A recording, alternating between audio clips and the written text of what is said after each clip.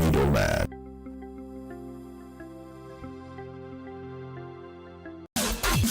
Middlemen.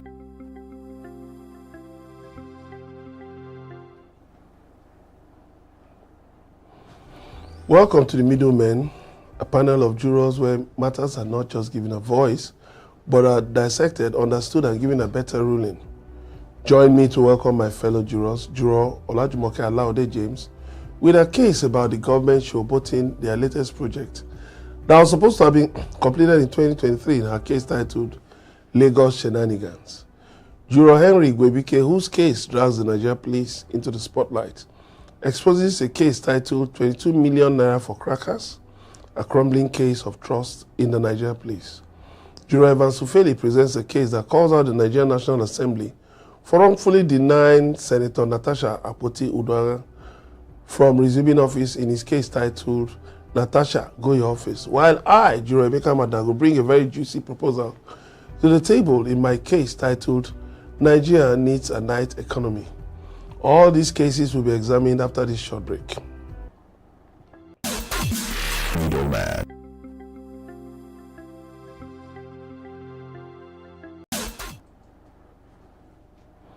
Thanks for still being there.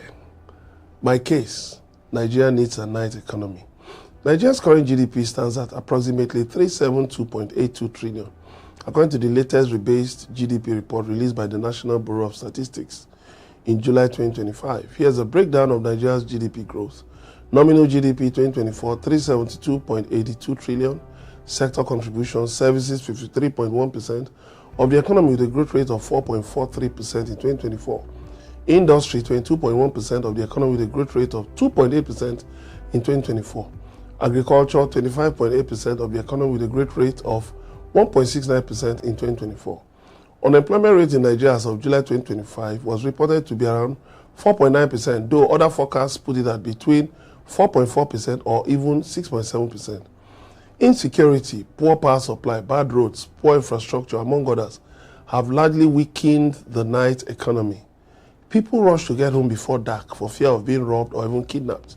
However, Nigeria needs to produce and export more. We need more industries and other productive activities. Due to the weak naira, labor in Nigeria is among the cheapest in the world, and that's an incentive to attract investors into the productive sectors of the economy. Leading countries of the world have a solid night economy. My verdict: poverty remains pervasive because of the absence of critical thinking by our leaders. We cannot continue to live with poverty in a notion of opportunities. The night economy will double the current GDP and help to get more Nigerians employed. Fix the economy, fix insecurity, fix infrastructure, reduce the high cost of governance, and pump more money into critical sectors of the economy.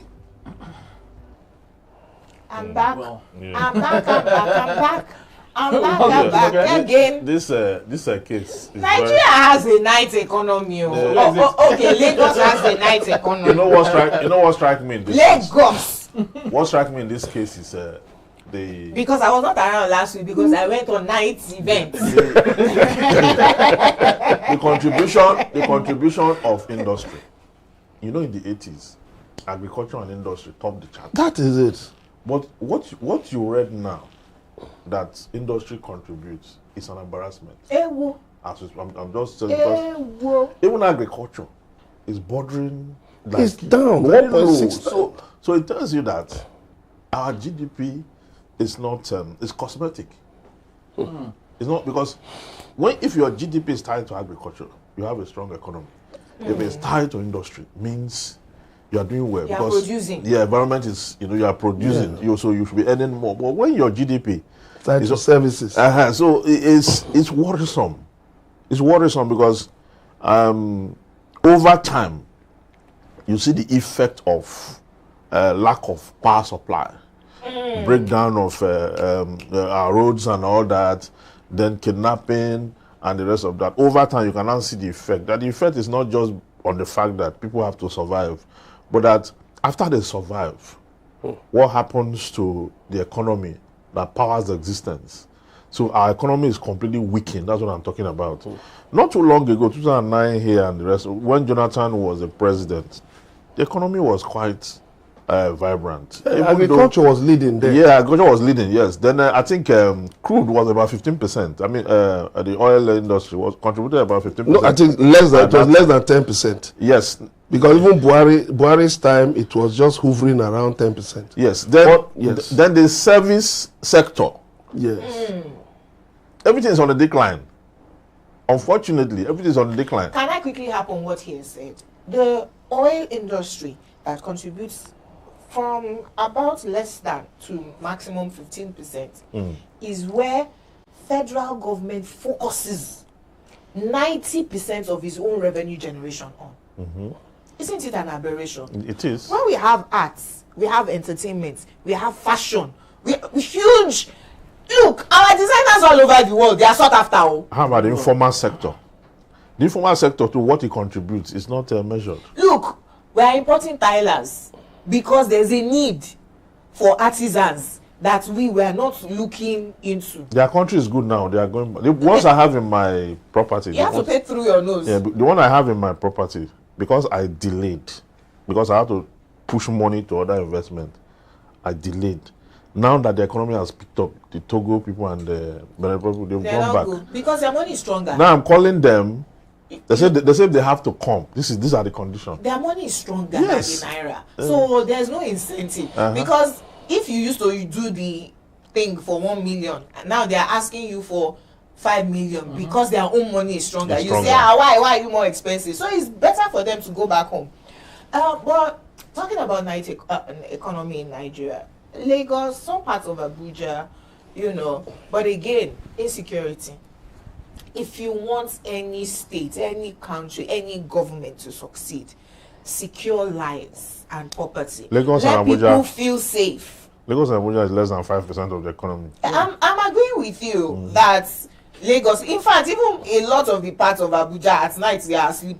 The politicians, they are old now. It's only their children. Delta State has Port Harcourt even has safe. better nightlife than Abuja. Yes, as safe as Delta State. Abuja used to be number 1 before in nightlife.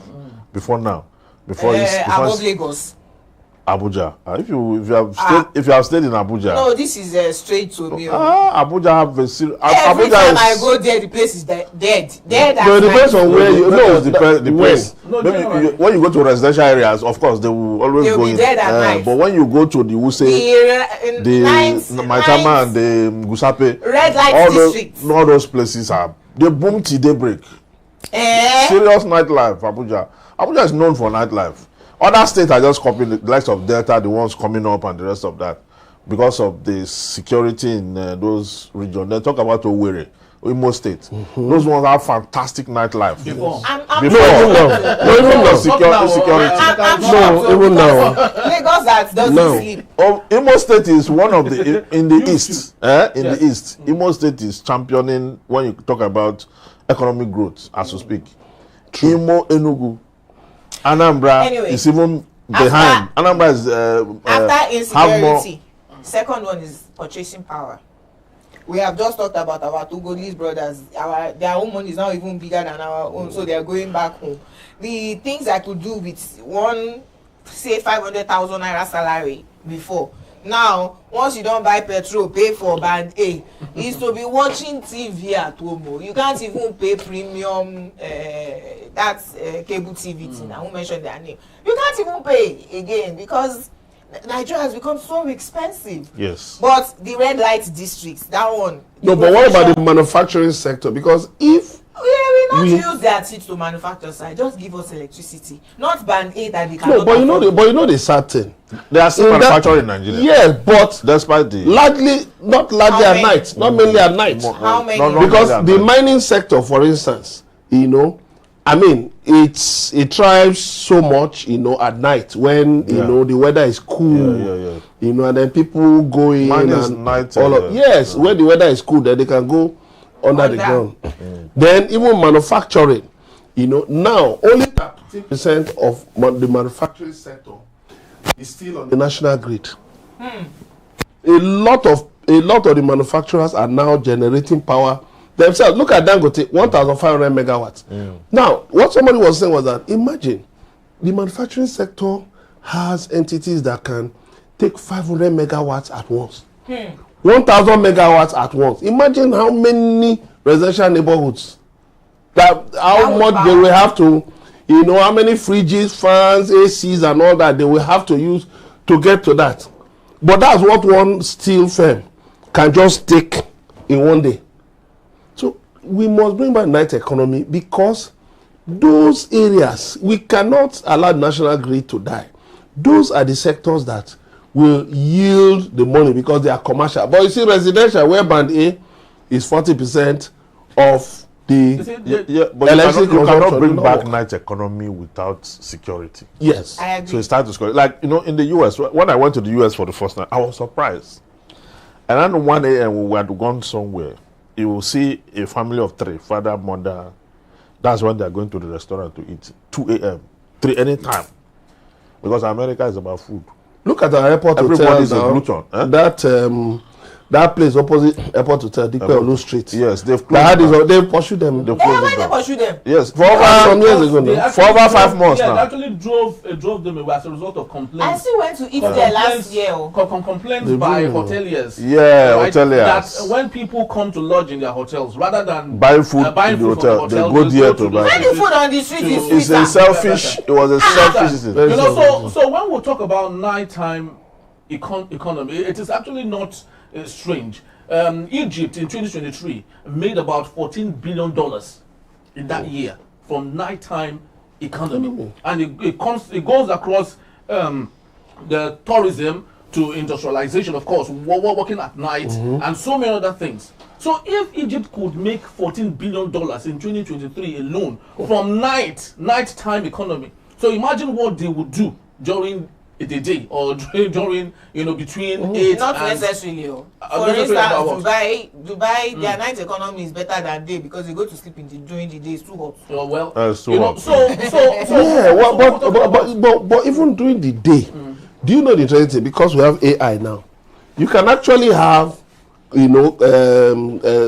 computerized, automated robots working by the day and humans working at night. So even if the weather is hot in the day, but work is still going on. But you know that Lagos have a pre-night economy.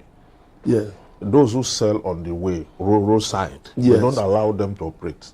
Government is shut down. So what they do now is they watch the law enforcement agencies when they close from 4-5 and they are off the street. There's a market that emerged between 5 to 8 in Lagos, short time, but it's a huge market. Yeah. Okay.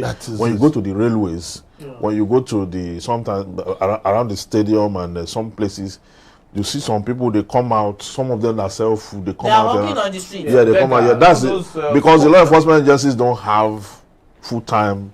It's only the police that have 24 hours operation. Police don't disturb them. Is that the law enforcement, ironically, even at night, ask them to pay to do the business. Protection fee. Yes. They pay between 500 to 1,000 naira per trader. So just to ensure that they do that business there and they strive. So you can see how that, but most of the money made from that is not accounted for. Right? Let's even talk about dated December. Just last year, Lagos State made about 35 billion from dated December. Those ones and a large chunk of that money was made in the night. Like clubs, lounges, and so on and so forth. I say I'm shocked that Lagos, that Abuja is higher than Lagos. Lagos doesn't sleep. No, Abuja, when PDP was ruling this country, Abuja was booming. Abuja was booming. The hotels were regularly booked. PDP made people enjoy this country. I interrupted or like APC. I agree with you because there's a joint, not really like a nightclub. It's supposed to be a football viewing center, lounge, not nightclub because it's plastic chairs and on outside. I don't want to call the name of the place around but it's a red light district, right? The entire stretch of that road, and they have association. Behind activities. Then around them are women selling food. The joint that is doing, come and do 5,000 per plate. Once people gather, they must eat. But there are now women and malams on the street doing noodles, eggs, bread, tea, on the road though. Yes. Then there are boys that will help you park your car. No joint. Yes. At night. Look, if you get, they start around 7 p.m. gradually. And By 10 is when it peaks. Till 4 a.m. in the morning. You have many like that in VI now. So imagine VI that. Nigerian policemen are there. Guarding the cars. No, but that's what they should be doing. Ordinarily, that's what they should be doing. Then guess what? But unfortunately, our government when you get doesn't there encourage at that. 5 a.m., the entire street is dirty. There are now people cleaning. Thank you. Wow. So you can see it's a secular economy. Yes. By the time you get there at 7 a.m., you will never imagine what happened overnight. Yes. They clean everything. That's true. That's how the Red light district. So you see, it's balanced. Full cycle. You know. An ecosystem. And then, when you are going home at 4 a.m., the business people are on the entire stretch. So you see, you take away. You take food away too. So it's a good one. It's a good one. Just the informal economy functions better in Nigeria. Yeah. And it's an economy that's not really taxed because it's not segmented. Yeah, it's not segmented. Those who actually are the players of that economy are the lower class. I mean, those who own the business are the higher class, but those who own the attraction are the higher class, but those who own the business around it. Yeah, you see, let me just quickly chip this in. That is why we are immersed in poverty. Our leaders go to countries with structured economies to look for investors, whereas they are running a country we know which is being led by an informal economy. And so they've not understood how an informal economy works. Oh, they don't want to understand. Well, we'll take a quick break, and when we return, Juror Olajumoke Alawode-James will be here to present her case titled Lagos Shenanigans. Do stay tuned. My people, the elections are around the corner. Before you know it, it will be 2027. But before then, for you to partake in the election, you must have your voter's card. And for you to have your voter's card, you must register. INEC has rolled out the drums. We call this program Continuous Voters Registration. And it is for you to register. This is to do that if you want to vote. And it's important that you take part in the process of voting. Just go there, give them your name and your address. That's all. And of course, they will capture you, take your picture, and that's all. You are done. Within 5 minutes, you are done. And after that, when the time comes, they call it claims and objection time. That's when you look at it. They will paste all the results or the names of those that have registered all over the places. You will go to the place you register, check your name that is well spelled, and the information you've given them correct. And that's all. After some time again, they will tell you that your voter's card is ready. You go and pick it. That is all. Be a good Nigerian citizen. Partake in the process, because it's a duty imposed on you by Section 23 of the 1999 Constitution as a good citizen. And you will be better off by voting because you have your mind that, yes, you voted right. I'm Wale Ogunade, constitutional lawyer, human rights activist, and President, Voters Awareness Initiative. Thank you. Thanks for staying with us on the Middlemen. My case, Lagos Shenanigans. This morning I saw a video of the Ojota-Okpebi newly constructed bridge.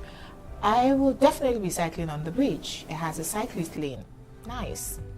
I usually don't say anything about such stunts, each government with its own. But because politicians sharing the video mentioned whalers will not comment, they never say anything good about Nigeria, I decided this is a case to be dissected on the Middlemen. Let me tell you what rational thinkers complain about in government issues. 1. This is a propaganda video. They say it will save us 90 minutes time from Okpebi to Ojota. How many such bridges have been completed, save us 5 minutes drive for a while, and then become regularly congested when more people start using them? Sheraton Okpebi Link Bridge is a good example. This bridge will connect me faster to Ojota, definitely, but it still won't save me from Lagos traffic. 2. Kudos to the government for doing the work that governments are supposed to do. I'm making noise about it. They told us it will be complete by 2023. This is 2025. Why have they failed to deliver the project within the promised time? Or is it the extension to our mirror that is taking time? We didn't hear back from them. A good government keeps communication open, and you don't need propaganda to share information. 3. How much is this bridge costing taxpayers? Lagos books have never been open. We know the easiest way to steal public funds is to do projects, inflate them, and then ask us to thank you for doing the job you were elected and paid very well to do. Let's compare how much this bridge is costing per kilometer to what's obtainable internationally.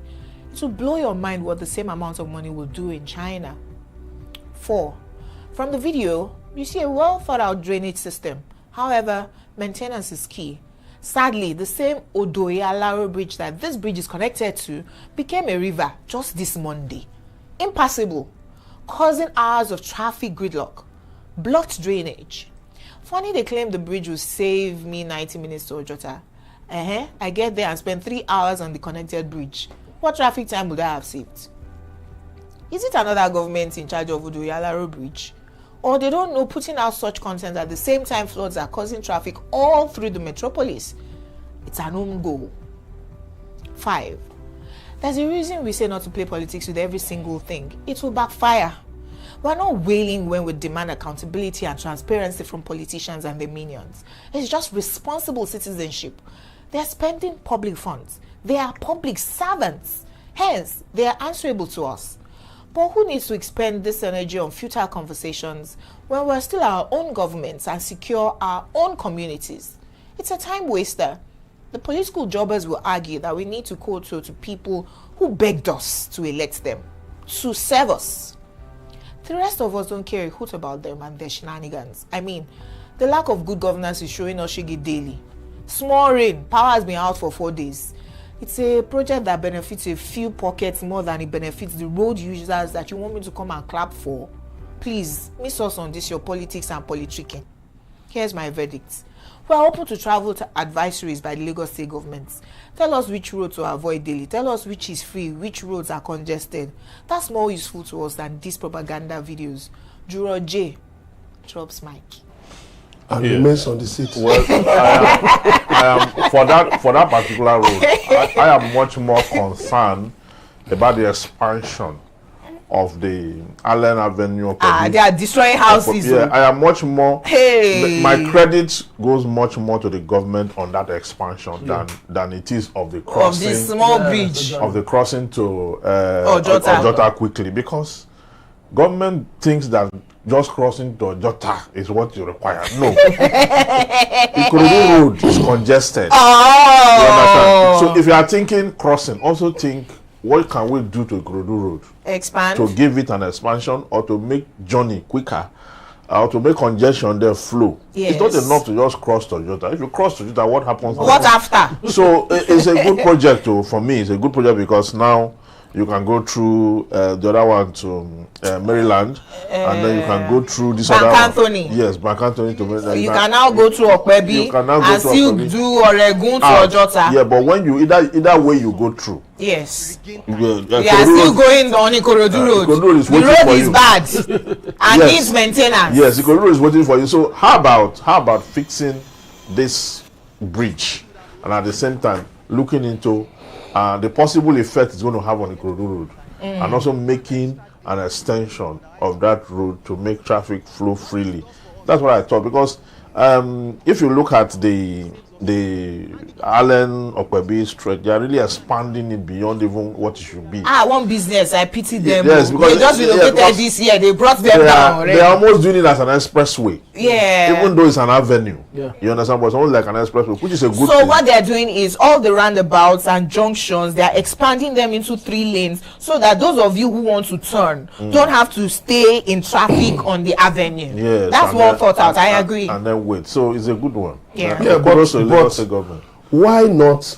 Because I remember when the Okpebi Link Road was built in 1995, I did an extensive reportage of the entire project. I went to different places, different offices. I was resuming there every day. That was in August, yes, August, September 1995. I was reporting on that side every day, you know. And so I now wonder, why not, where after that, I would say, but I would say, yes. Why doesn't the road disappear into the ground? Into a tunnel? Yes, you go to developed countries. There's Odoyalaro there. You have Odoyalaro, you have the Lagos Lagoon. There's lagoon there. There's a canal there. Yeah, that is even okay. That is it. Look, if you're going from DC, from Washington DC to Maryland, right? If you're in the train, you will see the river, the Potomac River, bubbling so much, from a distance. Then gradually you'll be descending, and just see you suddenly find yourself entering into a tunnel. Juror Emeka. Under the bridge, or under the river. I will not use a Nigerian tunnel for 10 years. But I will wait for all of you people to use it for 10 years and be coming out alive. No, it's okay. But you are using the one at this now. But you are using the Independence tunnel. Now. The one at Maryland. Yes, the one at Maryland. I know it's the Wait. Independence tunnel. That is a short one. Wait. But what about the Independence tunnel? Is that the Maryland itself is on the highland. Yes. You now dug under land. This one under Odoyalaro. But what about third mainland? Yeah. You are talking about digging. What is it? A tunnel. Under river. No, a bridge can be done that way to the tunnel. You can use a bridge to do a tunnel too. I've seen it. That's what I'm saying. So what I'm saying is, no, do you know what? I've seen it in South Africa. No, I said one. The other side, building a bridge. The other side of what I'm saying is this: okay, let's say you take this and it goes this way. Instead of coming back to Ikorodu Road, you just do a tunnel straight. That service lane on Jota, you just do a tunnel straight under it. Straight away. To come out to Lagos by the expressway. It's just engineering genius. That's all. Well, Emeka is that's assuming that you are going back. You are coming from this. You are coming from Okpebi, and you go down. The next thing, you find yourself in a tunnel, and then you come back to the road. But you are not joining the road. You are in the tunnel. You are not joining the Odoyalaro bridge. No, you are not joining that bridge. Yes. You are not joining it. You just from there straight. Maybe that will be the next. And you find yourself on Lagos by the expressway. If Lagos said do that one, what's the cost per meter per kilometer? Well, Emeka is actually speaking like futuristic. No, but this is happening. Like Rose Viver, okay, the architect, who said that if he assumes the leadership of Lagos State, that he would employ boarding company as the one done by Tesla, right, where he will board the whole of Lagos, okay, create roads. Yes, like just like this in Russia, and create another economy underground. That is like futuristic, Moscow. actually. Yeah, like Moscow. That's how Moscow is. 1 minute you're on top, the next minute you're underground, the next minute you're on top. That's or let me give the third one. You've been to, I don't know when last any of us went to Kano. Any of us went to Kano. No, I don't know when last you went to Kano. You know Kano there's a road that has 3 bridges in one. One this way, one across, and one across. We have it in Lagos now. No. You don't see our bridge for airport to Oshodi. The most complicated bridge in Lagos. No, but that is not 3 bridges in one. This one in Kano is 3 bridges in one. So what I'm saying is this: we can actually do that 3 bridges in one to just kill the traffic problem in Lagos. I understand your issue, and like we have said, it's futuristic. It's not impossible. China is doing it. They have done times 10 of Third Mainland Bridge in length, and nothing happened. And they will use less than the amount of money we will use. Ethiopia has just done the biggest dam in Africa. Yes, at less than the cost of our own. And funded by their government and the people. Civil servants were taken out of their salaries for 10 years to build a dam that was theirs. But the point my case really wanted to address was that governments are supposed to do that. We come together. Government is by the people for the people. Crowdfunding. We come together to put in percentages of our income so that I cannot build road by myself, but that person can build the road. You can build schools and hospitals and things like that. Just do government work. If you have, begged us to get into government, we don't need your propaganda. Share information with us. Like my estate, when this bridge was, initiated, they had to come to us. They wanted us to allow companies on the road to park within the estate and things like that. They provided funds, provided security for all of that to happen, and they told us, oh, all of this will take this amount of time. Just do government work, share information, leave all this propaganda to people that are saying that whalers. I mean, what is that? You are marketing something that is with public funds. Has it not backfired on them now? They have now brought out the whaler to come and criticize him. Well, for me, I see all of this as political conservatism. And the reason I say this is because I feel, it's my opinion though, that Lagos has one or amongst the poorest roads when it comes to maintenance. A Chinese national came to Nigeria. He boarded an Uber car, and while they were heading towards their destination, the car was galloping. Rickety rockety. Galloping. So the Chinese man asked the driver, "Is it that your car is not good?" The driver said, "My car is good though. It's the road that's not car-worthy." So what we have in Lagos is the Lagos State Public Works Corporation, whatever it is, they've been given the opportunity to make so much money by filling potholes rather than building new roads. You get to Abuja, you ask yourself, why is it difficult? They build 30 kilometers of road every day. Is it based on use that Lagos roads are badly maintained? Meaning that there's more population. There's more population on the soil too. You can't compare it to Abuja. They have sustainability more than the south. Our own is mash. Soil, yes. So but with the technology we have and the disposable income coming to Lagos State, nothing is impossible to have done. Nothing is impossible. I You understand? So yes, I want to believe that most of the roads, all right, were built by Baba Jack Conte, right, with the type of technology that was available at that time. Now we have compressed roads, right, where we use cement to build roads that are sustainable, that will last for 100 years. What stops the Lagos State government from doing that same thing? Even now, scrap all of those things that were built by Baba. You can rebuild them. Rebuild new ones. That's what we're asking for. Do you know you can even build a new road? Do you know you can build a new road? I agree, it's not too much. Somewhere you can do precast and everything. Build a new road. Just come and just start setting everything.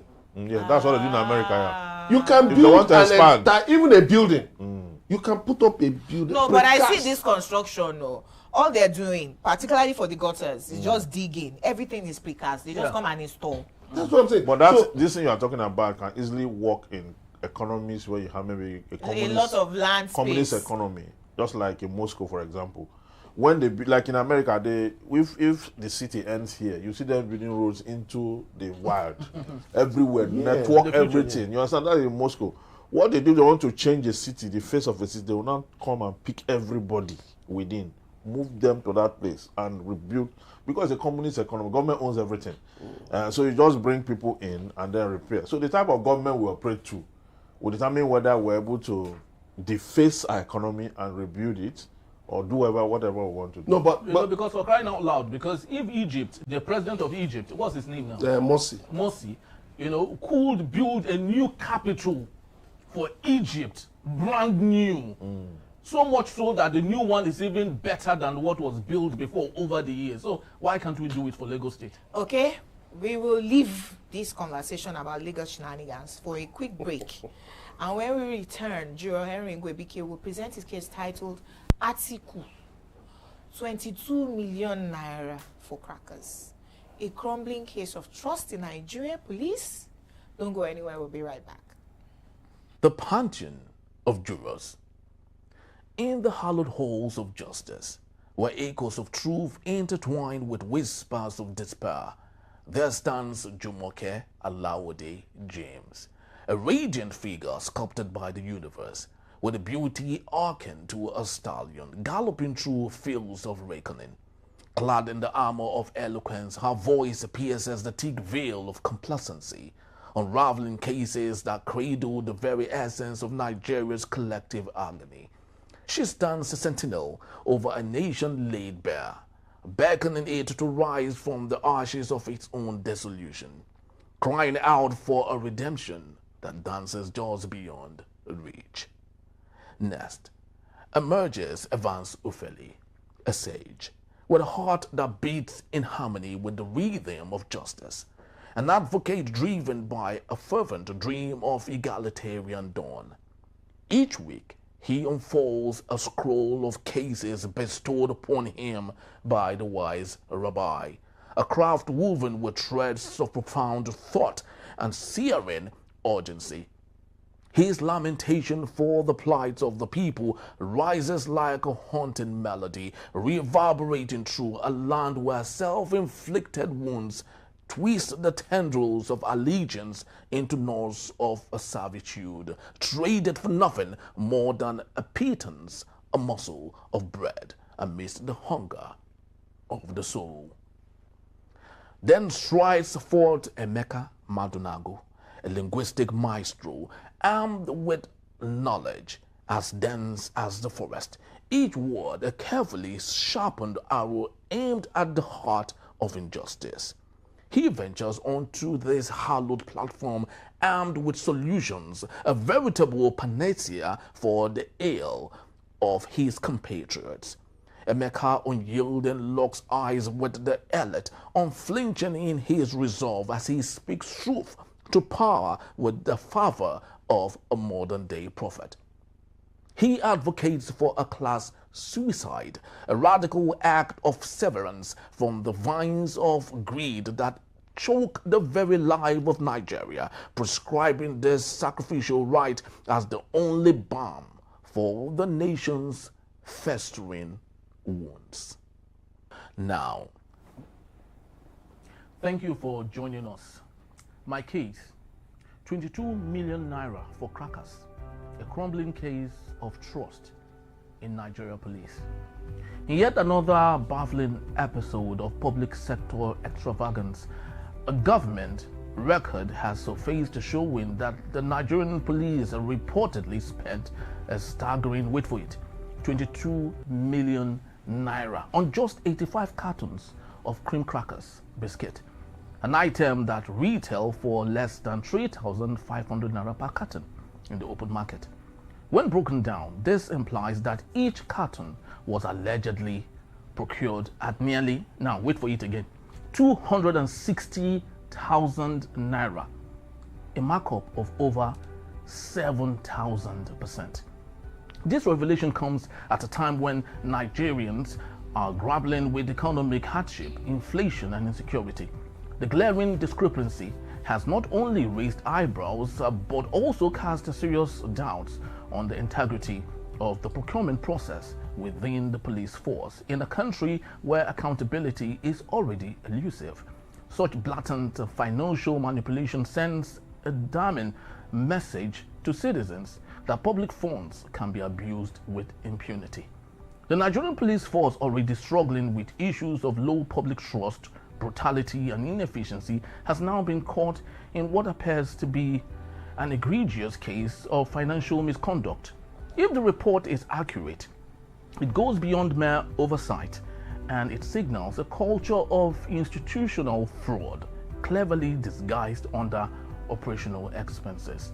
My verdict: if the Nigerian police can inflate the cost of cream crackers to such a ridiculous level, what else is being misrepresented here?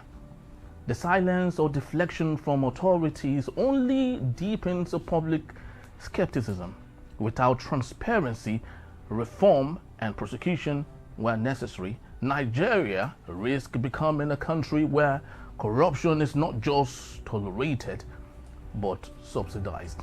Of course. Somebody asked that if they bought only biscuits at 260,000 naira per carton, how much did they buy soft drinks? Like I mentioned in my own case, we already know.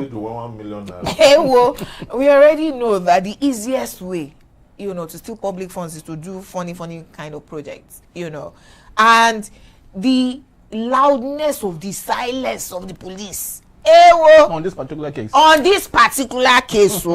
been waiting for them to talk. Like they saw on the street, motor jam police. Police jam mama. Kara mama throw away. So Hyundai is not allowed to speak on this. PPR, waiting you want from. Anytime you give police money, I said it here before, give police money and expect accountability. You are wasting your time. And so another person asks the question, who who will hold the enforcer accountable now? They are the one that hold themselves. There's a unit in the police force they call S-Squad. S-Squad was set up to discipline fellow policemen. Let them go and resolve that issue.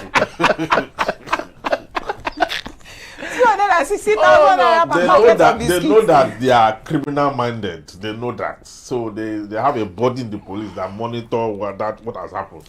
Let them go and solve it. You know, I just wonder, so sorry I just wonder, because I covered the End Bad Governance protest. So throughout that 10 days of that protest, the Nigerian police force were very generous. They were handing out. They bought cartons of biscuits, of soft drinks, of beverages. How much did they spend? They were generous. Very generous. You guys were asking, police of all people. People were collecting. Why did they reject it? Why would they not collect? Why did they reject it? During EndSARS, wait now. We were giving them during EndSARS protest in 2020. So in 2024, when they now brought their own, we will collect now. Why won't we collect? It's reciprocity. And they were even asking us to calm down. We shouldn't do much. Just take. Everybody take. Just drink water. Drink water and calm down. But my police question give me anything, I will look at that thing very well. How much did it cost them?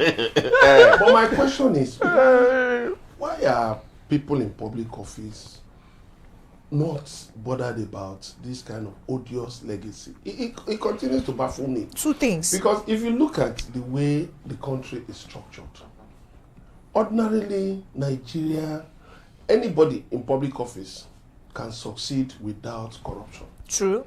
So one is greed. But the question I ask again, why is it that Nigerians are not among the richest in the world with all the greed, with all the stealing? It shows that the money is useless. So why still, when you know that you cannot do anything tangible with it? You see them, they will steal public money, like somebody was saying, that people in public office will steal public money, invest in a private business, and be looking for honest people to hire. To run it. Irony. The number two thing is materialism. In the days of yore, right, we were in this materialistic. Yeah. So you would have your small business or is your regular job, and you were content. Drive your small Volkswagen or your small Peugeot, You know, before self it was or Vespa. It was even bicycle before that motorcycle, then cars. You know, and you were content. You know, but when the military boys saw oil money, plenty free money, and we started oppressing ourselves, everybody buying Mercedes Benz, we lost it. So unless and until we start to favor merits, intelligence, brilliance against how rich a person is, everybody is going to keep on chasing after money. Do you know that if you are riding a plane in a first class cabin and nobody knows about it, it doesn't excite you? If you are in Burj Khalifa in Dubai, and nobody knows that you're there, you don't care about it. Because we want to have the ability to show off. I better pass my neighbor. That mentality is why we steal, to acquire things that we really do not need. But when we, the people, start to show disinterest in, you know, particularly when your wealth is ill-gotten, right? People will just realize that they no longer have the need to steal. Because it's no longer poverty when you are the DG of a big organization. Yes, the DG of any MDA at all. It's no longer poverty when you are now stealing. It's somebody who cannot eat that go and steal chicken that will say it's because of poverty that they are stealing. It's greed and materialism. Yeah, because honestly, I was even having this conversation this morning. I said, if somebody is in the civil service, why would you steal? And then there was this response, like, how much is the pay? I said, yes. The pay may not be much, but you are certain that it will come. Particularly in the federal civil service. It is consistent. It will come. Very true. And you can plan with income that is consistent. Very true, sir. Two, there are different benefits that come from government. You have health insurance. You have retirement benefits. No, even retirement is still far. Right there when you are serving, you have health benefit, you have allowances, you have a lot of things that come to you just because you occupy a certain position. Yeah. Look at in the constitution. Very true. If you are a member of a board of a statutory, of a statutory MDA, you are entitled to no more than 6 meetings in a year, and each meeting, the sitting allowance, according to Revenue Mobilization Commission, is 500,000. If I go to a meeting and I know I'll be paid 500,000 at the end of the meeting, look, I will not even nod. My concentration. Are you planning to buy a private jet? No, you are not. No, people think that being comfortable is no longer enough. It's no longer enough to be comfortable. It's mindset. You want to show off people now. Want to show off. Yes, they want to buy. You cannot buy a private jet as a civil servant. Yes, now. If you don't steal. You have to steal. So because you can't live in the air. You can't live in the air, but people these days, materialism and show off unnecessary wants and all that. Who cares? The reason why people are stealing. Well, very good counsel, and well, tell it to the birds, because the Nigerian Police retirement is still below 3 million naira after serving for 30 years. But it's been reviewed. So I wonder if that would be adhered to by the Nigerian Police Force and its personnel. But we will leave for a quick break, and when we return, Juror Evans Ufeli will present his case titled Natasha, Go Your Office. Don't go anywhere. We'll be right back. We bear witness to Innocent Aduluba, a custodian of integrity, where honesty flows like a river untainted. His edges of sacred truth is fortified by the solid foundation of reason, delivering a symphony of clarity that dances gracefully along the socio-cultural spectrum. Innocent, an oracle of the common people, channels their pulse, imbibing the essence of their struggles and transforming them into the language of the streets. His enlightenment becomes a lantern, guiding those lost in the shadow, illuminating pathways once obscured as he breathes life into the collective consciousness. Henry Igwebuike stands as a watchdog, a vigilant watcher of the tempest that permeates the fabric of Nigeria, a land once resplendent with the vibrancy of hope, now adrift in the murky waters of uncertainty. With a heart heavy, yet buoyed by fate, he ponders the fate of this great vessel, once sailed by the spirits of unity and promise, now battered by the storms of discord and strife. What port shall it find amidst the turmoil? Where does the compass of its destiny truly point? As waves of cynicism crash against its hull, as the sirens of turmoil sing lullabies of disillusion. In this pantheon of jurors, each voice rings out a chorus, weaving the fabric of a new Nigeria. Sit, relax, and enjoy the show. The Middlemen of Jurors. My people, the elections are around the corner. Before you know it, it will be 2027. But before then, for you to partake in the election, you must have your voter's card. And for you to have your voter's card, you must register. INEC has rolled out the drums. We call this program Continuous Voters Registration. And it is for you to register. This is to do that if you want to vote. And it's important that you take part in the process of voting. Just go there, give them your name and your address. That's all. And of course, they will capture you, take your picture, and that's all. You are done. Within 5 minutes, you are done. And after that, when the time comes, they call it claims and objection time. That's when you look at it. They will paste all the results or the names of those that have registered all over the places. You will go to the place you register, check your name that is well spelled, and the information you've given them correct.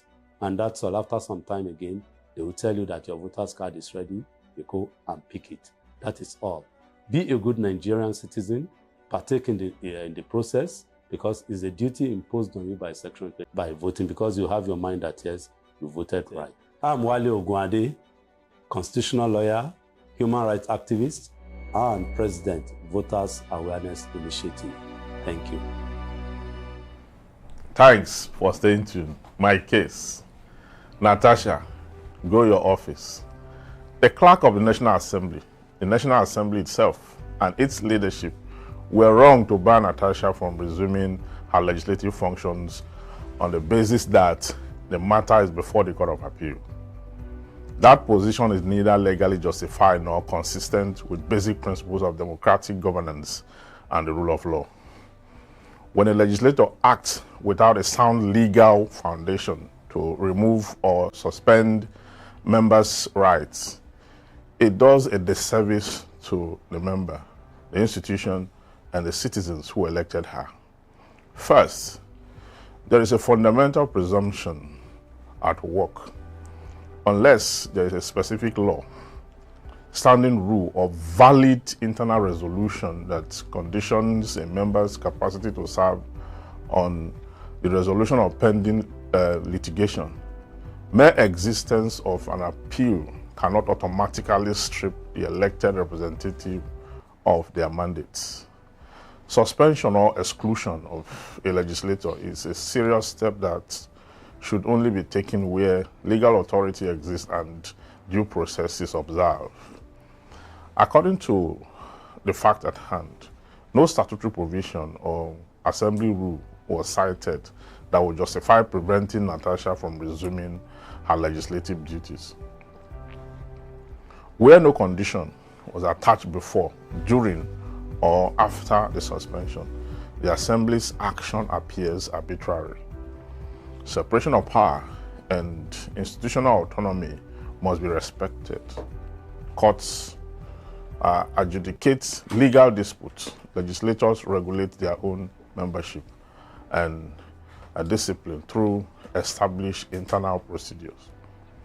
If the Assembly believes in a legal question should influence membership status, the correct path would have been to point to the explicit rule or statute authorizing suspension pending appeal, or to follow its own disciplinary processes transparently. Unilateral administrative decisions that lack legal ground or grounding subvert both legislative procedures and judicial independence. The consequences of this decision is not merely procedural. It disenfranchises Natasha's constituents. Citizens elect a representative to speak and vote on their behalf. Denying an elected official the ability to perform those duties without lawful justification amounts to denying representation, an outcome that should unsettle any defender of democratic norms. The remedy is straightforward and urgent. The National Assembly should immediately allow Natasha to resume her legislative function while ensuring that any disciplinary or legal matters proceed through appropriate channel.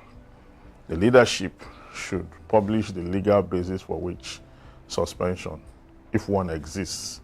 If it does not, they should publicly acknowledge the error, reinstate full rights, and issue an apology. Where necessary, the matter can be submitted to an independent legal advisory opinion or declared by the court, but institutional procedure must be followed. My verdict: this episode highlights a gap that must be closed. The Assembly should codify clear, transparent rules governing suspension, appeal, and interim measures, including notice, right to be heard, and timelines. Democracy depends on predictable rules that are applied equally. Arbitrary action by those charged with upholding representative governance only weakens public trust. Restore the rule of law, restore representation, and fix the rules so this does not happen again. I shall go to Rabbi again. It's unfortunate that the three arms of government in Nigeria are falling into disarray, all three lacking legitimacy. This government was declared in the middle of the night, 4 a.m. And unfortunately, the judiciary did not help the case. Although a lot of lawyers also argue that the case was not presented well, the people who went to court did not have the right documentation to prosecute the case, so it being flung out was only a matter of time. But look at the National Assembly. What is it that the Senate President has to hide? If he doesn't have anything to hide, somebody has made an allegation against you. Number one, you did not even subject yourself to inquiry. You suspended her illegally.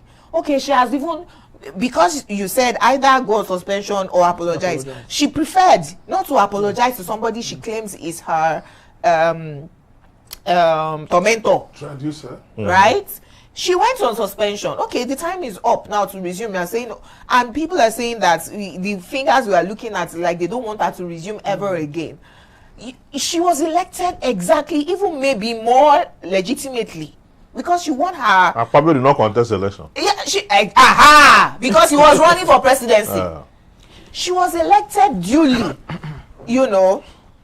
And the rest of you were elected, either elected or selected or what, however else they got into the House of Assembly. Like her, they do not have more rights than her. Because it will mean then that the people of Akwa Ibom Central have more rights because their own representative is the Senate President, have more rights than those of Kogi Central. You know. And nobody's even talking about it. Is the amazing part. Yes. Except with the citizens making noise on social media. Advocates are actually, are they just talking, or are we so powerless as a country that a few people are holding a legal stance and we cannot kick them out and say no, what you're doing is wrong? No, but I have a question for Barrister, being a lawyer. And there is this judicial principle that talks about, legal principle that says first in equity takes precedence. Yeah. Now, her suspension came first before the court case. Yeah. So how does it apply, when you look at that principle? It does not apply to her at all. Okay. The suspension was for 6 months, clear. Okay. Now she has, there was no condition attached to that 6 months. Yes. Okay. Now that she has stayed the 6 months, which was even an illegal suspension, but let's leave that aside. Let's just say the 6 months is already here. And now she's coming to resume. She has written a letter to respect the house and all that. And you are telling her that the matter is on appeal. It doesn't work like that. Because why I ask that question is that somebody, a senior lawyer, Emeka Etiaba, SCN, said last week that Fubara, Sasimina and Fubara, the governor of Rivers State, cannot resume on September 18 because his matter is in court. But somebody like gave a counter opinion that in the case of Dari, when an state of emergency was considered in place, to say in 2001, that Dari went to court while the matter was still in process. He was reinstated. The state of emergency ended. He resumed. Then when the Supreme Court now sat on it, they said it had become an academic exercise since the rest of the matter, the substance of the matter had been destroyed. So there was nothing again to sit on. So I think we need to be also, to also look at that. Yeah, I understand what you're saying. You see, when a matter is in court, parties are expected to maintain the status quo. Assuming we're not considering, maybe one of the person was to take over a building. Okay. They'll say, okay, because this matter is now in court, you don't need to move into the building again. Everybody should pen action. You understand? Yeah. It is not the same with the case of someone who was democratically elected, has a mandate of her people. Her people have been denied that mandate for the past 6 months. The suspension has expired now. You understand? It has nothing to do with what is in court. How can we force their hand? We the people. The only way they can force their hand is for her to go and get an order of court mandating. She doesn't need to go to the court where that matter is you just get an order. Mandating An order of mandamus compelling the National Assembly to allow her resume. She can get that within a short time. Akpabio is a lawyer. But everything does not even look legal. The National Assembly, they were wrong. Look at the ADC. INEC just yesterday, INEC recognized David Mark as the chairman of ADC. Then just today, there's a report that a court has said that one other group, that they are right, that INEC should not recognize David Mark. And another said, at the time INEC released that thing, courts had closed. It was around 2 o'clock, 2, 3. So it was. So when did they file this matter and then quickly now get a court? Since courts are on vacation, because we are now asking questions. We are not asking there are vacation judges working. Yeah. When court is on vacation. But how come it's so quick? Very quick. That they've gotten an order immediately to restrain David Mark from something that came up yesterday. Rule of law has even gone home to. No, you can see when there's an emergency. That's why the vacation judges exist. When there's the court can make an express order. If, for example, let me use the question of a building, for example, somebody is already on the road with a bulldozer, coming to bulldoze a place. That same day, you can rush to court on that same day. As long as you have evidence to prove, the court can even sit in chambers and grant that order so that the rest will not be destroyed. So you quickly take it and go to the site and paste it or send it to the company or pursue them with their whatever, their bulldozer and throw the paper at them. If they like, let them look at it. They like, they don't look at it. If they go ahead to destroy that paper, it's contempt of court. Because court is saying don't do. So you can actually get an express order within a day. You can file it and get it that same day. But on other cases, especially when under emergency, that have been in court for 30 years. And those ones have no emergency in them. Nothing is to be destroyed. Nothing is. You can in Ireland, in the Republic of Ireland, you take a motion to a judge's house by 6 a.m. and be knocking at the gate. Knocking at the gate that my friend, a lawyer, somebody was to be deported by 8 o'clock. So he took the court process and went there by 6 and was hitting the judge. The judge is mandated under the law to come out and look at that process and make a decision immediately. Yeah, whether you should deport the guy or not. Give me the story. He will come out, take the process, and and look into it. Well, for me, I think that largely the National Assembly has failed as the people's parliament. Completely. Very true. And I went digging deep. Historically, all of this shenanigan actually started in 1964 when Nnamdi Azikiwe, then president of Nigeria, dissolved the House of Assembly in December 8, 1964, simply because of the chaos that was happening as at the time. So because of that ritual disruption in our democratic process, it now gave rise to all of these things that you see today, where people do not respect the rule of law any longer. People do as they want. Unfortunately. And it is becoming a new normal in Nigeria, where those who should help us understand the law are not even doing anything. How be it that Natasha is a lawyer, like you said, the Senate president is equally a lawyer. Both of them can't even understand or help us to understand what the issue is and maybe come together to solve the problem so as to save the nation's face from all of this embarrassment. And how did not come to represent anybody but himself, shall. He didn't contest election in the first place. That is it. And he's the leader of the Senate. It was compensated as the leader of the Senate with that shenanigan. Yeah. And now he's the one sitting down to suspend somebody that is contested election, that have the mandate. I probably does not have anybody's mandate in that place he's sitting. And Nigeria is an aberration. I just sincerely hope that we won't descend to Nepal. Amen. No, Nepal is very at hand. I mean, it's looming, it's imminent. My case, I nearly said after Pink Revolution, Philippines, in Indonesia, Nepal, and Kenya. Is it the Nigerian Gen Z's next? It will happen. You can't tell.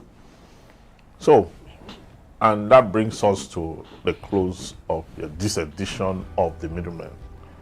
Today, the jurors have made their cases, raised the tough questions, and left us all with truths we cannot ignore. But remember,